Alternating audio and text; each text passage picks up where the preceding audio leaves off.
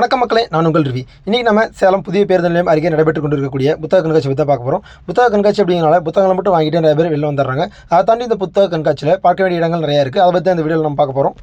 இங்கே மொத்தம் 3 அரங்குகள் இருக்குது. அதில் ஃபஸ்ட்டு இந்த புத்தக விற்பனை அரங்கை பற்றி பார்த்துடலாம்.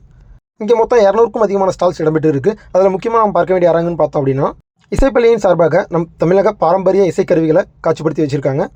அடுத்தபடியாக சேலத்தில் காணப்படக்கூடிய பறவைகளை புகைப்பட வடிவில் இங்கே காட்சிப்படுத்தி வச்சுருக்காங்க. அதற்கு அடுத்தபடியாக அச்சு பண்பாட்டு அரங்கம் மற்றும் சேலத்தில் கிடைத்துள்ள பழங்கற்கால கருவிகளுக்கான ஒரு அரங்கம், அதற்கு அடுத்தபடியாக அரசு பள்ளி புத்தகங்களுக்கான விற்பனை அரங்கம் என்று பல அரங்குகள் இங்கே இடம்பெற்றிருக்கு.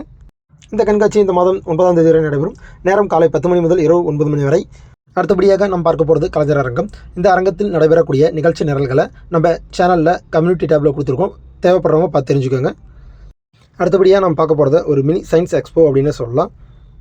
இந்த வாகனம் மற்றும் இந்த வாகனத்திற்கு அருகே அமைந்திருக்கக்கூடிய ஒரு சிறிய அரங்கில் முழுக்க அறிவியல் சம்பந்தமான கண்காட்சிக்கு ஏற்பாடு பண்ணியிருக்காங்க. பார்ப்பதற்கு ரொம்பவே அழகாகவும் அறிவியல் பூர்வமாகவும் இருந்துச்சு அப்படின்னா அது மிகையாகாது. இதற்கு அருகிலேயே கோளரங்கம் இருக்குது. இந்த கோளரங்கத்தில் நம்ம 3D ஷோ ஃப்ரீயாக பார்க்கலாம். எரிமலை குழம்பு என்கிறோம். இது குளிர்ந்து உறைந்து மலைகளை தோற்றுவிக்கிறது. அவற்றை நாம் எரிமலைகள் என்கிறோம். இவற்றிற்கு வடிநிலம்